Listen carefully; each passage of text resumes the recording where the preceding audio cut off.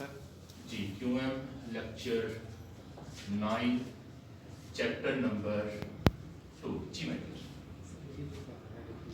जी हाँ जी, वो जिसमें ओरिजिनल वैल्यू फाइंड करनी थी, इंक्रीज या डिक्रीज्ड वैल्यू बनी बनाई दी गई थी, तब सेम है, फार्मूला सेम है जी। बच्चे सर ब्रेक वाले कुछ क्वेश्चन थे, आपको मैं एक क्वेश्चन जो आया था फिक्स्ड कॉस्ट वेरिएबल कंट्रीब्यूशन, हाँ कंट्रीब्यूशन का सेल माइनस वेरिएबल जी। सर उनको मैं जो क्वेश्चन में उसमें आपने ऐसे कहा था कि TR 0 से TC वो भी ठीक इससे सॉल्व हो रहा है, एक ही चीज, दोनों से होंगे, दोनों से होंगे, एक ही चीज है, एक ही चीज बनती है। लेक्चर 2 चलो, chapter 2 coordinate system. Coordinate system है क्या?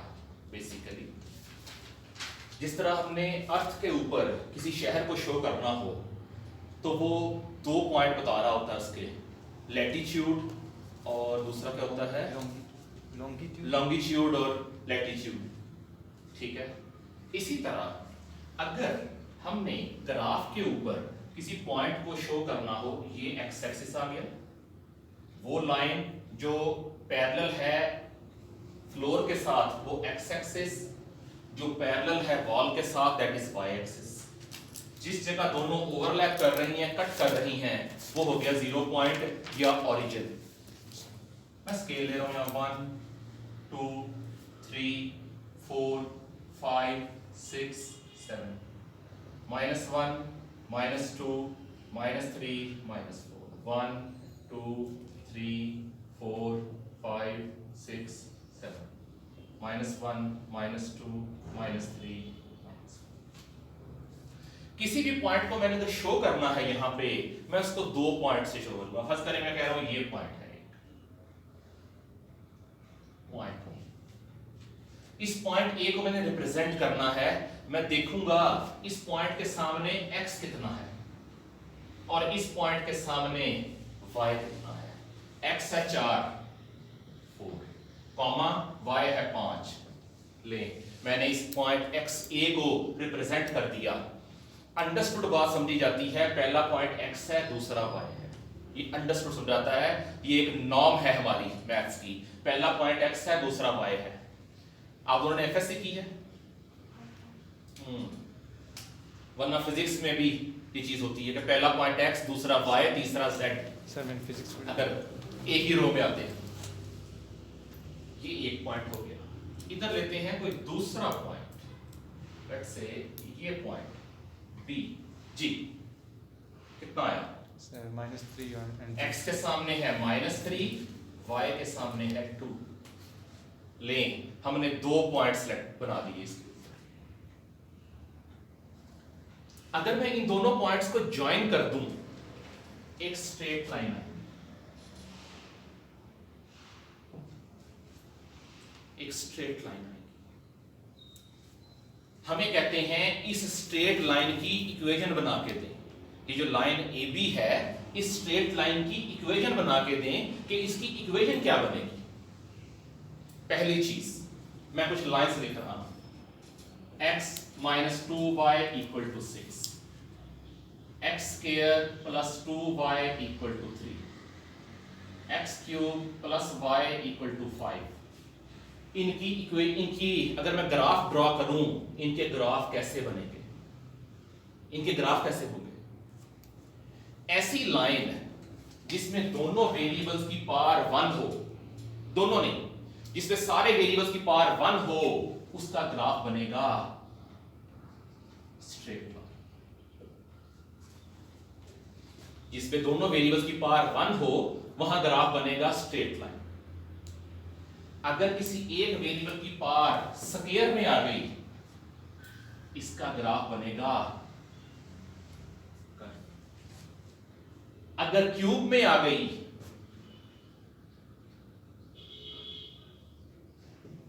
Curvy linear. तो लीनियर का मतलब क्या है? Straight line. इसमें कर्व भी आएगा, इसमें स्ट्रेट लाइन भी आएगी। इसका ग्राफ बनेगा ऐसा, इसका या ऐसा या ऐसा, इसका कहीं कर्व, कहीं स्ट्रेट, जिसे कहते हैं कर्वीलिनियर।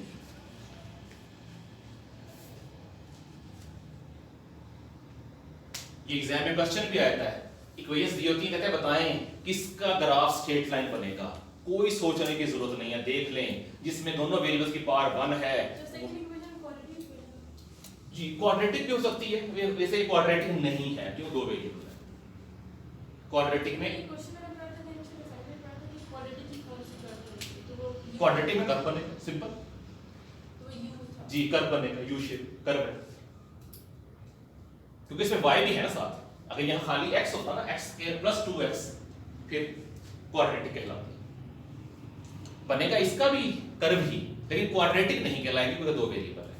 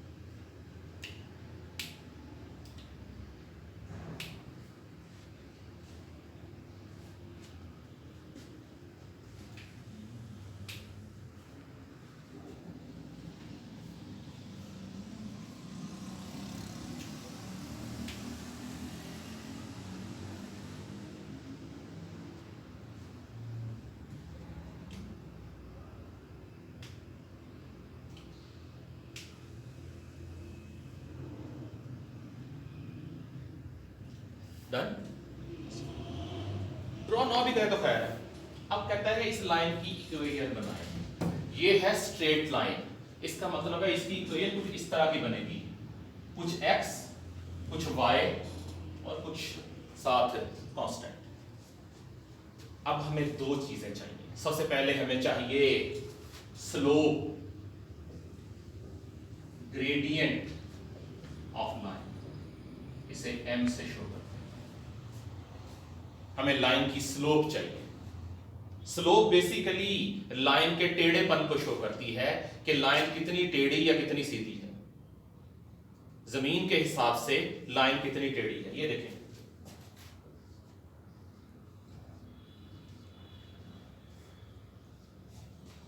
सारी स्ट्रेट लाइन है,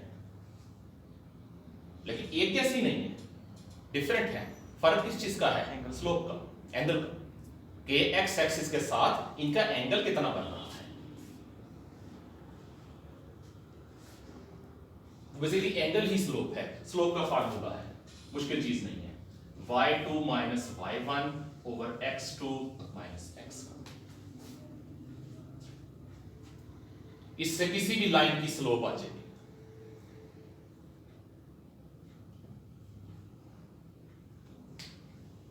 हमारे पास दो पॉइंट अवेलेबल हैं, किसी एक को कह लें x1 y1, आपकी मर्जी, जिसे कहना चाहें। मैं इसे कह रहा हूं x1 y1, मैं इसे कह रहा हूं x2 y2। चलें यहां से स्लोप फाइंड कर लें, फार्मूले में वैल्यूज पुट करें, आपके पास आंसर आ जाएगा।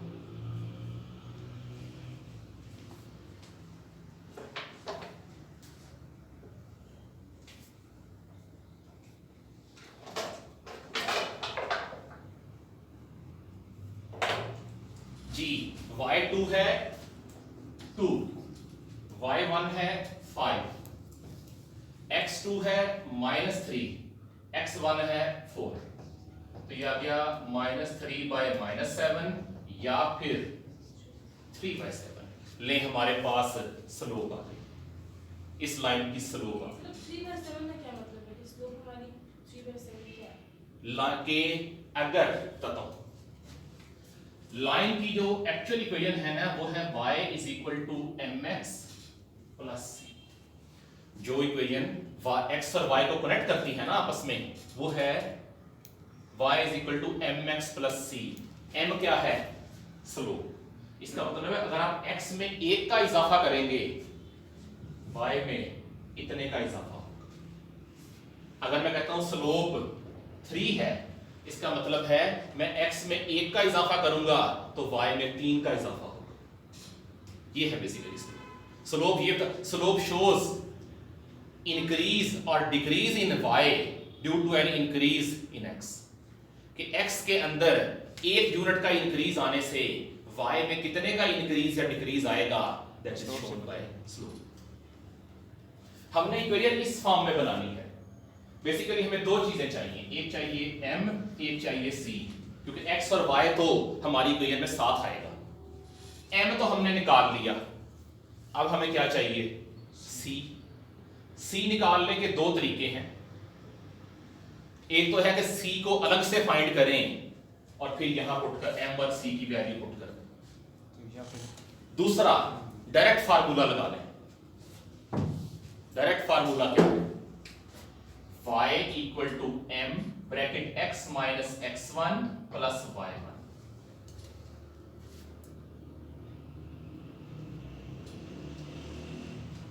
अब y और x ये तो इक्वेशन में रहेगा, इन्हें नहीं आपने छेड़ना। m ऊपर निकाल के आए हैं, x1 और y1 कोई एक पेयर उठा के यहां पुट कर दे। ये ऊपर पीछे हम पेयर कह के आए थे ना, कोई एक पेयर उठा के यहां पुट कर दे, आपकी मर्जी जिसे करना चाहे, आंसर सेम आएगा। y is equal to 3/7, x अपनी जगह पे रहा, x1 है 4, y1 है 5। कितना आया, एलसीएम ले लें। एलसीएम आ गया 7, 3x माइनस 12 प्लस 35। मैंने एलसीएम ले लिया यहाँ पे, तो 7 उठा के इधर ले आए, 7y equal to 3x plus ले, हमारे पास इक्वेशन आ गई।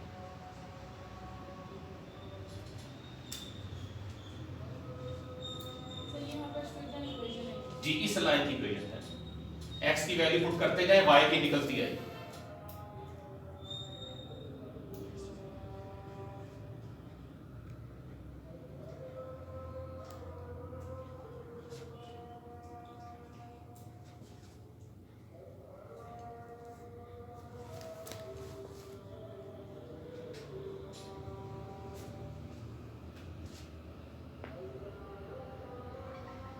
Point C x3 y minus 1, जरा BC की कोई फाइंड करें।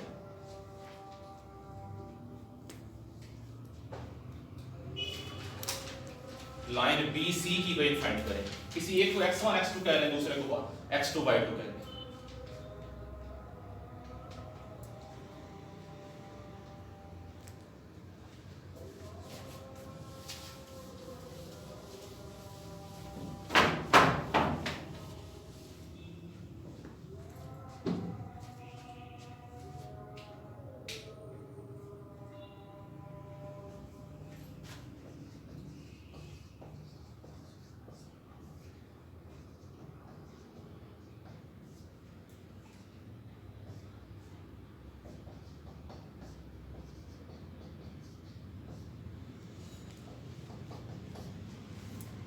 जी स्लोप क्या आई, जब भी क्वेश्चन करना है फार्मूला लिख के करना है।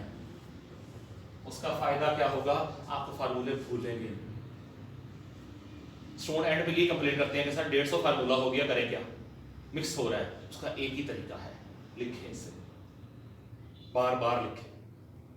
बाद लोगों की बहुत बड़ी फैमिलीज होती हैं, कजनों के नाम नहीं भूलते।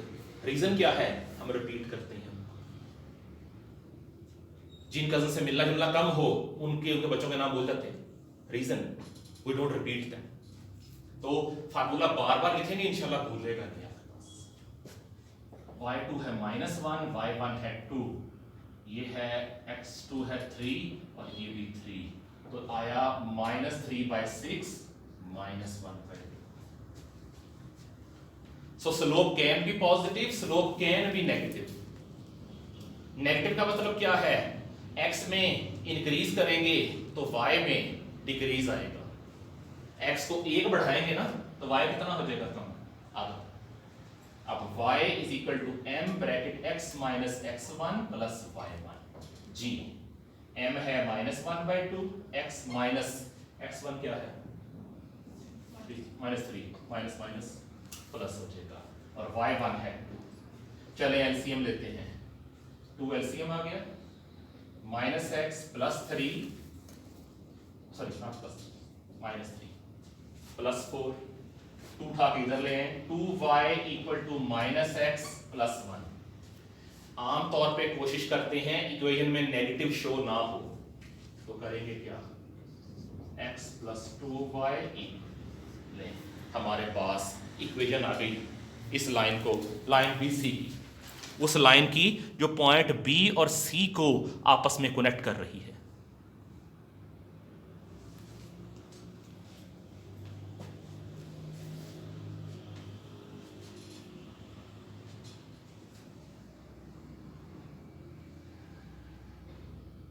चले जरा इक्वेशन फाइंड करें लाइन ए सी की। लाइन ए सी अवेलेबल है आपको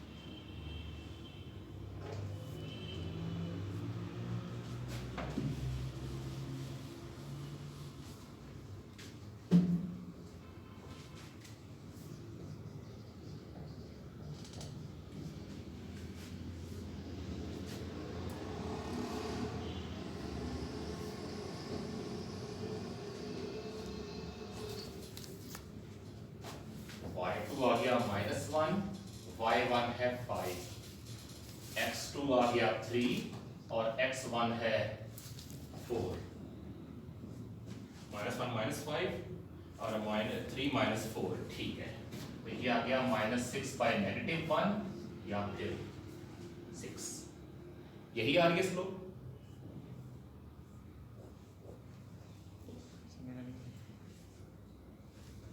अच्छा okay okay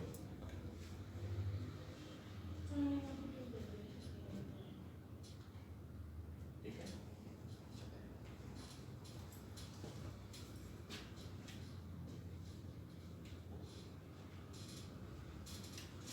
y equal to m bracket x minus x1 plus y1 m है 6 x अपनी जगह पे x1 कोई सा ले लो 4 y1 तो y आ गया 6x माइनस 24 प्लस 5 तो y आ गया 6x minus 19।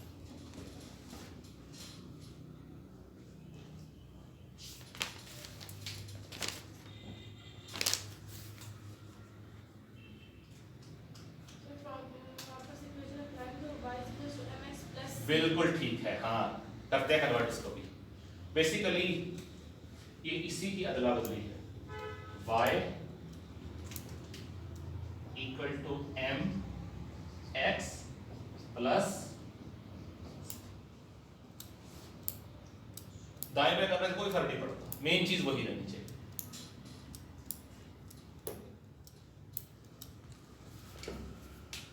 m can be positive और negative c can be positive और नेगेटिव एक के पॉजिटिव आने का ये कथन मतलब नहीं दूसरा लाजमी पॉजिटिव आएगा कुछ भी आ सकते हैं दोनों पॉजिटिव दोनों नेगेटिव या एक पॉजिटिव एक नेगेटिव डजंट मैटर।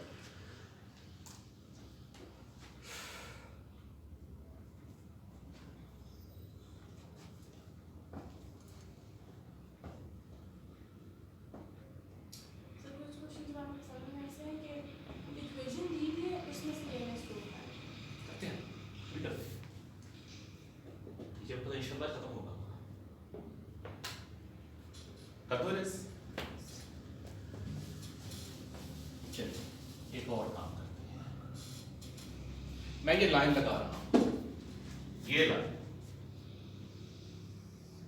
मैं कहता हूं इस लाइन का, इस लाइन की इक्वेशन बना के दो। ये लाइन है कैसी?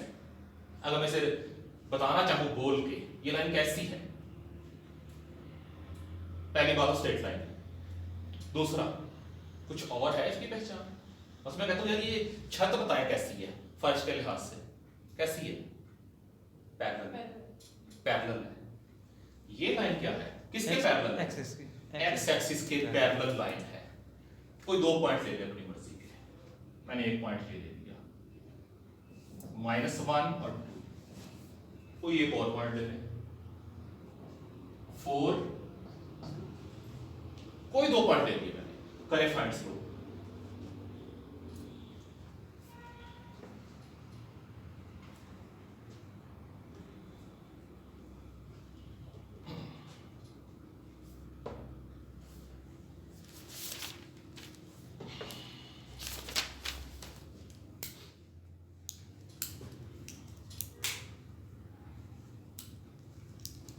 स्लोप क्या है?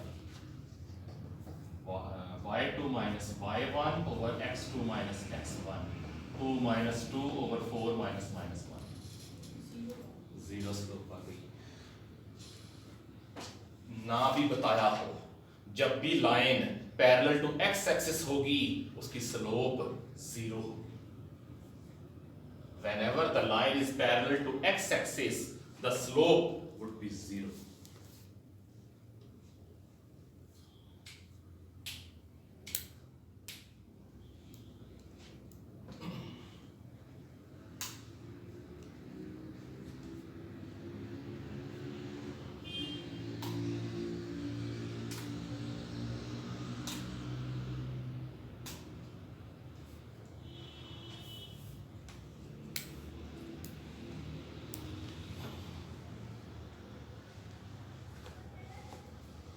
अब लाइन फाइंड कर लेते हैं।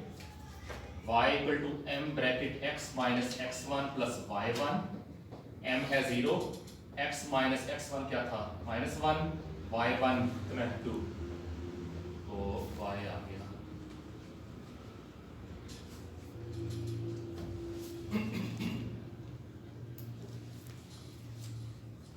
जब भी लाइन x एक्सिस के पैरेलल होगी, इक्वेशन हमेशा आएगी y is equal to some constant. यहां y 2 था ना, y2, y2। जब लाइन x एक्सिस के पैरेलल होगी ना तो इक्वेशन आएगी y is equal to constant. इसे ऐसे भी लिख देते हैं, कांस्टेंट ये ना कोई नंबर है। So whenever the line is parallel to x axis, the equation is y is equal to constant. वो constant जितना भी हो।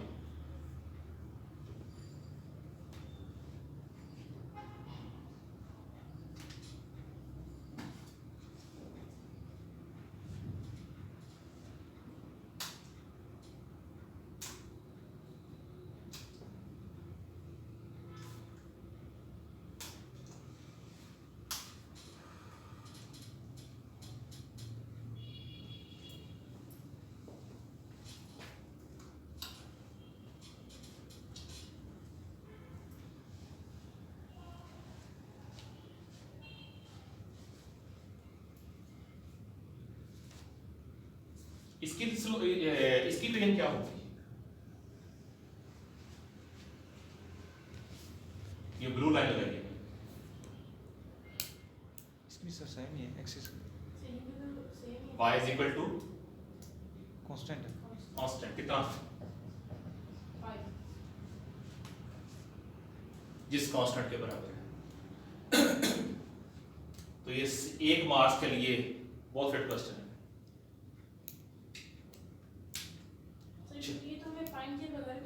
जी बिल्कुल, यही तो बात है, इसी तो मैंने ये फाइंड यहाँ पे, ताकि बगैर फाइंड किए ही पता चल जाए आपको।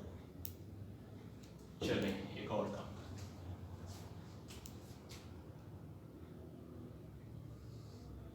ये लाइन चल रही है, इसकी कोई फाइंड कर। एक पॉइंट लिया x6 y3 दूसरा पॉइंट लिया x6 y -1 करें slope point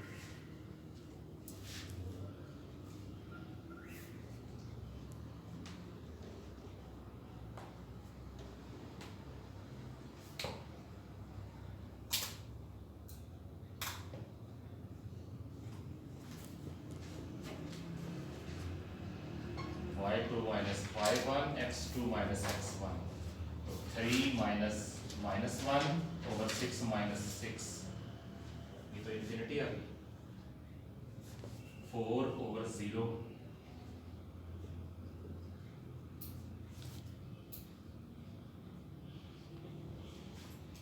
undefined So infinity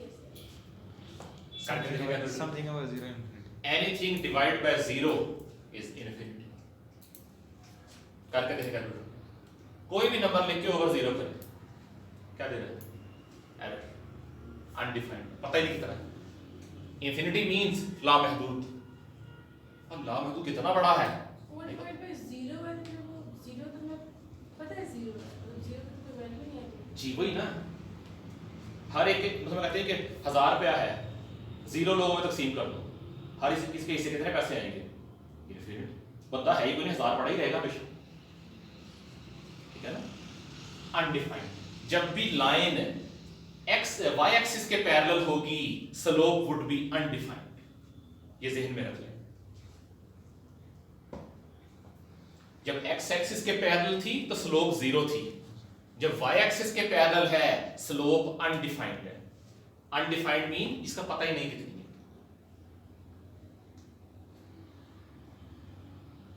line की वेट क्या आएगी आपके ख्याल से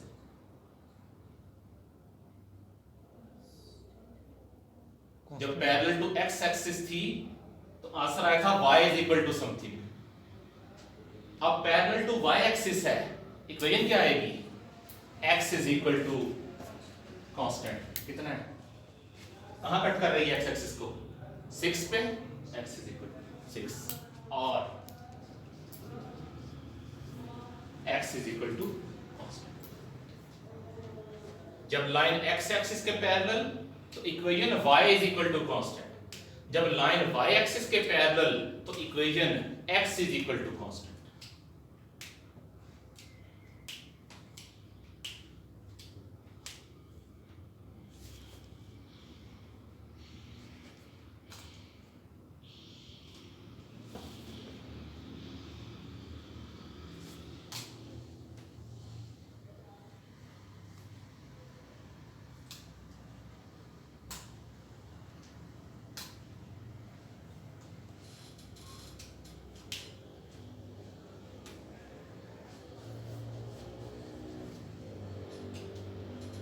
हाँ बस इक्वेशन तो x y is equals to mx plus c होती है तो इसमें m खत्म हो जाएगा अनडिफाइंड है m खत्म m की वजह से x और x1 भी खत्म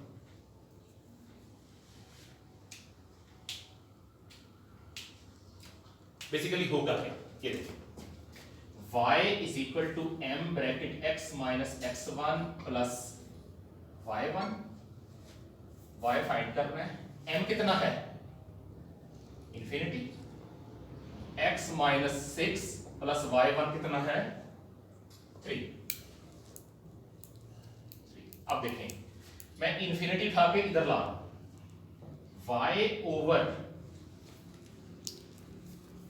नहीं अभी इंफिनिटी करनी है पहले 3 इधर आएगा y plus 3 equal to infinity x minus 6 y plus 3 over infinity equal to x minus 6 infinity इधर आपने डिवाइड करेगी anything divided by infinity is 0 किसी भी नंबर को infinity पे डिवाइड करें आंसर 0 आएगा आपका तो ये आ गया 0 x minus 6 x is equal to 6 हम इतने लंबे चक्कर में पढ़ेंगे ही नहीं हम अपने जहन में पॉइंट याद रखेंगे कि जब line parallel to y axis होगी आंसर क्या होगा x is equal to constant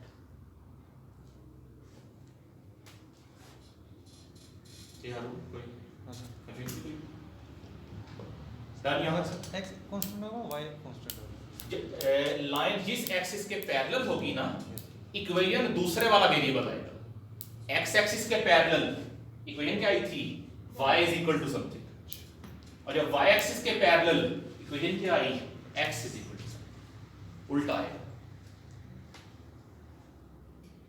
ji. Done. अब इज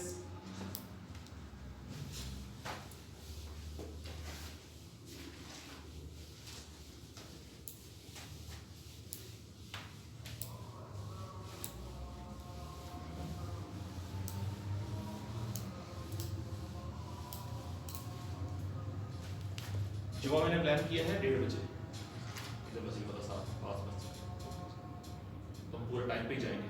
गवर्नमेंट ने मना किया था कि जल्दी ना जाए। सही sir.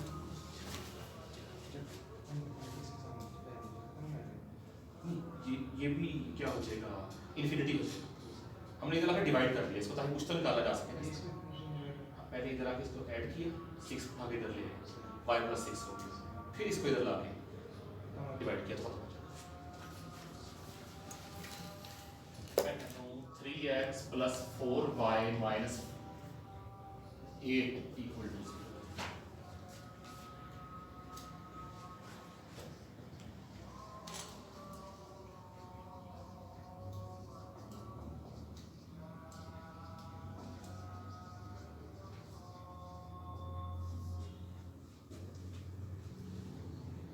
Find slope intercept form of equation। मतलब इस लाइन को इस तरह से अरेंज करें, इसे बोलते हैं स्लोप इंटरसेप्ट फॉर्म। y अकेला है, x के साथ कोई नंबर आ रहा है और कांस्टेंट अलग है, तो आपने इसको कन्वर्ट करना है इस फॉर्म में। मतलब y को अकेला करना है, करें y को अकेला, कैसे करेंगे?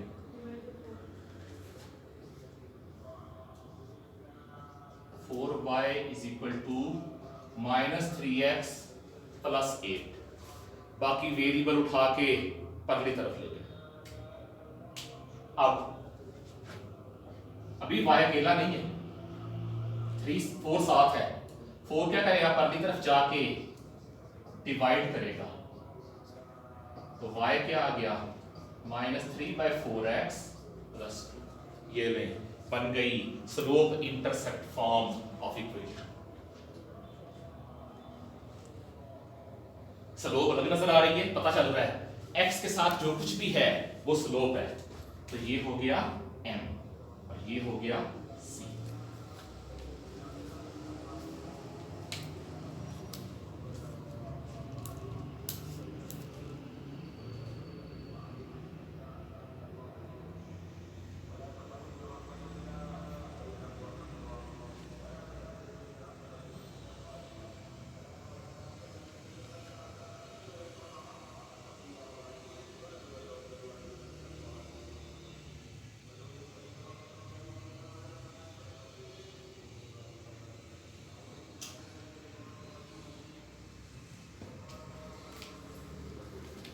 चले एक और फाइंड करते हैं।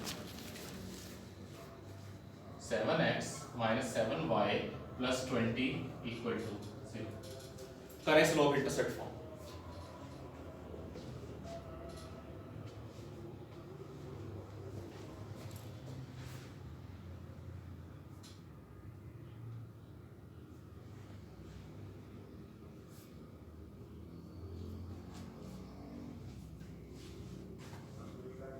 y = x + 20/7। जी, -7y आ गया, -7x - 20। y के अलावा दोनों वेरिएबल अपनी तरफ ले गया। अब y को अकेला करना है, -7x / -7 -20/-7, ये कैंसिल, y आ गया x + 20/7। ये इसका y जी, -7। तो स्लोप क्या है इस लाइन की, स्लोप सर 1। x के साथ जो कुछ भी है वो स्लोप है, तो इस लाइन की स्लोप है 1 और इसका कांस्टेंट है 20/7।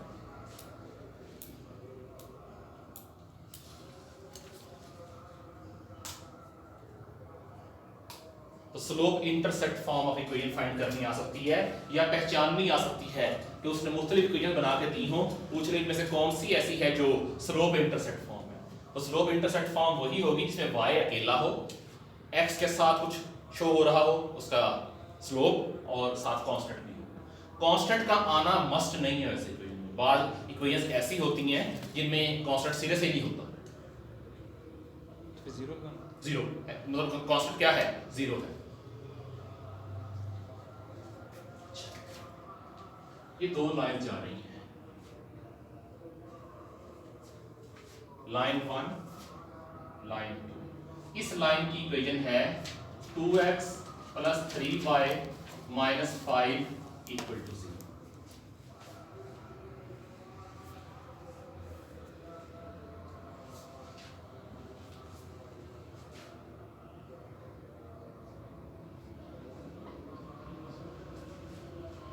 और ये जो लाइन 2 गुजर रही है ना, ये गुजर रही है एक पॉइंट 3 और -4 से, और उसने बता दिया L1 is parallel to L2 कि लाइन 1 जो है ये लाइन 2 के पैरेलल है। Line 1 is parallel to line 2। जब भी दो लाइंस पैरेलल होंगी, when two lines are parallel to each other, their slopes are same। M1 equal to, जब भी दो लाइंस पैरेलल होंगी इसका मतलब है उनकी स्लोप सेम है। वो जो जब पैरेलल टू x एक्सिस थी या पैरेलल टू y एक्सिस थी, ये तो आपस में पैरेलल है, वैसे टेढ़ी हैं, आपस में पैरेलल है। अब हमें क्या चाहिए,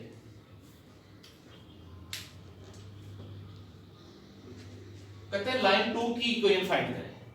इसका पॉइंट और चाहिए, लाइन 2 की इक्वेशन फाइंड करें। हमें इक्वेशन के लिए चाहिए y = m bracket x - x1 + y1। x1 y1 तो है, m कहां से आएगा? हमने कहा है दोनों की स्लोप बराबर है, हम करेंगे क्या, स्लोप ऊपर से निकाल लेंगे, स्लोप लाइन 1 से निकाल लेंगे। चलें लाइन 1 से स्लोप निकालें। स्लोप कैसे निकलेगी वहां से, सर 2 आ जाएगी y को अकेला करें, x के साथ जो कुछ भी आएगा वो स्लोप होगी। क्योंकि स्लोप दोनों की बराबर है, वही वाली स्लोप यहां भी यूज कर लेंगे। चलें ऊपर से निकालें स्लोप। 3y = -2x + 5, तो y आ गया -2/3x + 5/3।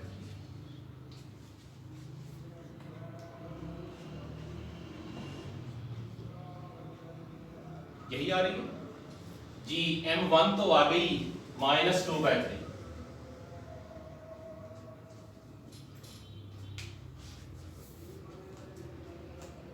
यही m2 भी होगी। तो चलें m भी निकल आया, x1 y1 अवेलेबल है, पुट करें और आंसर निकाल।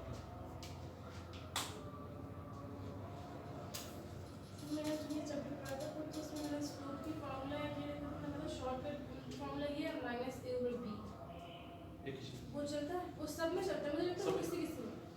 वो तब चलेगा जब इक्वेशन इस फॉर्म में कि x और y एक ही साइड पे है, तब चलेगा, वरना नहीं। ये स्केल में रखिएगा। उनको मैं असाइनमेंट से कही थी, तो मैं तो उससे कहीं बेहतर है अब y को अलग करना, इसमें गलती नहीं होगी इंशाल्लाह, उसमें गलती का चांस है।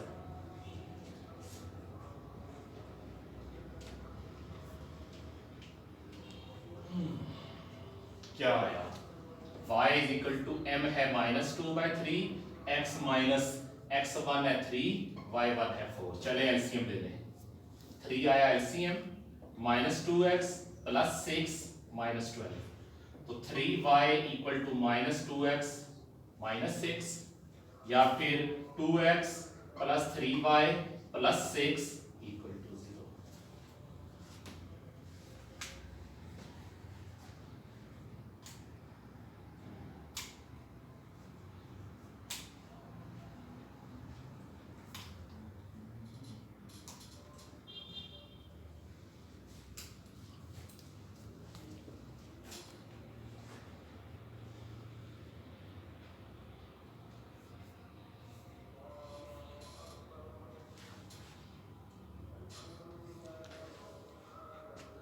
पहचाना कैसे जाएगा?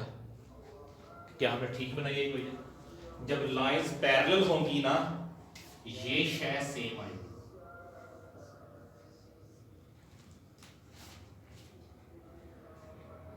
एक्स और वाई के जो कोएफिशिएंट्स है ना, वो सेम आएंगे विद साइंस। तो जब लाइंस पैरेलल होंगी तो उनकी स्लोप आपस में बराबर होगी। सर इसमें सब पेपर में कैसा क्वेश्चन आएंगे इस लिहाज से? ये बिल्कुल ऐसा ले सकते हैं। लाइन तो नहीं होंगी? नहीं, लाइंस ही बनाई होंगी। इसने कहा होगा a line has an equation of this and is parallel to a line passing through point this. Find the equation. Point दिया होगा? पॉइंट दिया होगा उसने। एक लाइन की इक्वेशन दी होगी, दूसरी लाइन का पॉइंट दिया होगा। अब इंशाल्लाह दोबारा बैठते हैं तो करते हैं इसको आपके क्वेश्चन बैंक से।